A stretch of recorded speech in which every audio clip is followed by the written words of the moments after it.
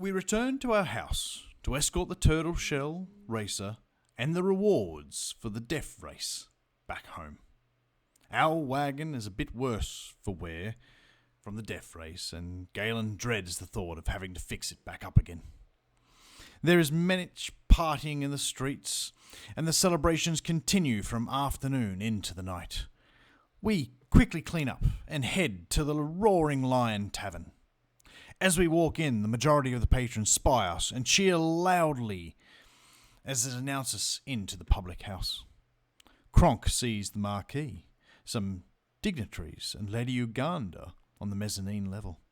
Jeebs, Lady Uganda's butler, is there to serve them.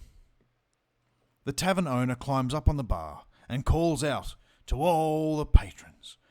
"All right, listen up, you scum. We are going to have a boat race here between the winning team, Turtle Power, and the local champs. Rules are, one at a time. You jump up on the bar, scull your tankard of ale, and once done, throw it and smash it on the wall. Then the next competitor can start." "Okay, so how are we going to plan this? Beard doesn't eat or drink," says Kronk. To Beard's replies, Hey. I can put down booze in my mouth and it'll look like I'm drinking." We get in line, and so does our opposing team. It'll go Beard, Eric, Galin, Kronk, then lastly, Ben, for some reason. Beard jumps up, and as does his elf opponent. The tavern owner starts the competition, and both first contestants down their ale. Eric climbs up on the bar and keeps pace with his opponent. As Galin jumps up on the bar to have a drink, Beard decides to cast Mage Hand on Galen's opponent and uses it to pull their pants down while he's trying to drink on the bar. The guy quickly looks around and spots Beard in the midst of the spell and dives at him in frustration, crying, "Why you?" Beard, gaining the initiative, quickly casts Dominate Person on another of the opponent's team and makes one of their members come over and start trying to remove the infuriated attacker. Galin calls House in to help us, and Eric picks up Ben and, according to standard practices, launches him into the fight. Ben releases a torrent of halfling slaps on the fella trying to get at Beard. While all this is going on, Kronk climbs up on the bar and keeps drinking to win the boat race. He knows how to prioritise needs. My opponent, seeing this, says, "Oh, geez, the boat race!" and climbs back up, trying to regain his position in the bar. The dominated opponent is starting to be dragged out of the tavern as instructed by Beard, with a halfling still riding him, unleashing five-finger pain. As the last opponent jumps up, Beard has to run an ale across to Ben to chug, who's still riding the fella being dragged out of the tavern. We win that competition, and another team quickly moves up to challenge us for round 2. As with the first competition, Beard jumps up first. This time, though, he's put a bag inside of himself, so the liquid at least collects and doesn't run out onto the bar. Kronk jumps up next, breaking the sequence, and keeps pace with the other team member. Ben's up next, and while doing this, Galin has caught on to how we're playing creatively, and uses his cast magical tinkering that makes the opponent's tankards emit a foul odour.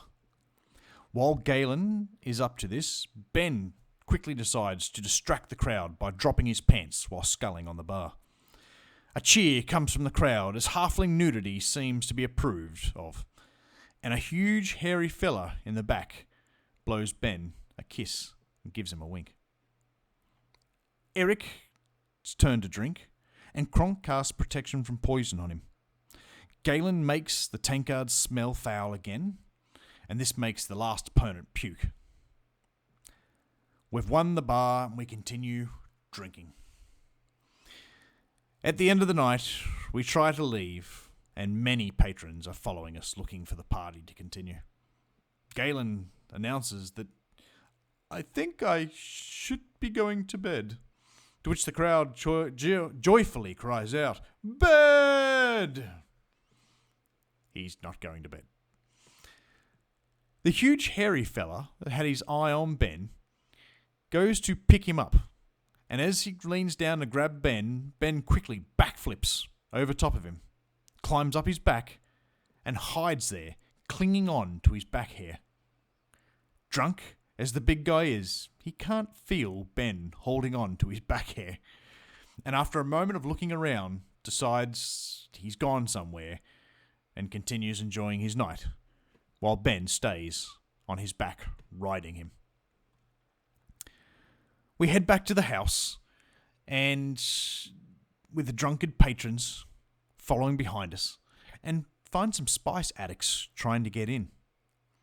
House growls a metallic guttural noise as we approach, and Beard quickly assesses the situation and runs up and yells at them, "Hey, hey, get out of here, you bums." Before they get a chance to ask him for some spice, he quickly casts fly on them, and them not being used to being able to control their movements start floating away up into the sky. They were here to cause trouble, but I got rid of them. Yeah, that's what happened, said Beard. Eric and Kronk, who are pretty drunk at this point, roll poorly and believe this story.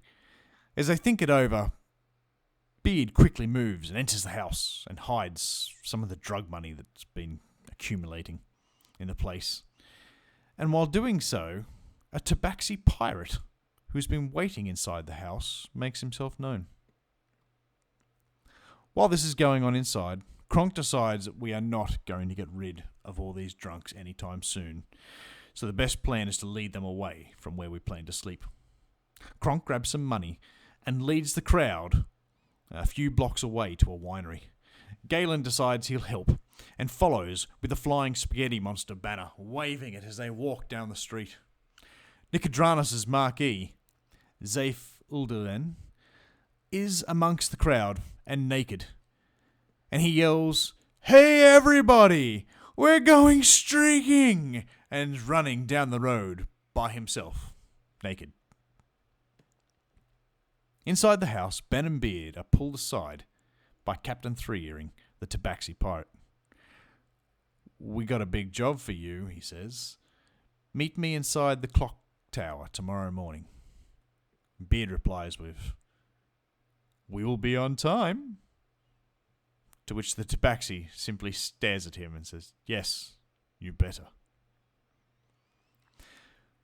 From the shenanigans and the mischief and getting our faces out there, our followers have increased to 190.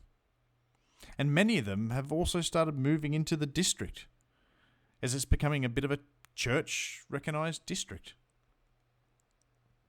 As the night comes to a close, Ben is still on the back of the big hairy guy. He's even been helping him out, unbeknownst to the fella. While he's been drunkenly rambling, looking in the other direction and reaching for his stein, Ben's leaned over and tapped it a little closer so that it's in arm's reach. He's been helping him steady himself as he stumbles from place to place. Ben helps swing himself out and kick his legs to keep the guy upright. And now he's heading home as the big fella stumbles through the streets and travels there.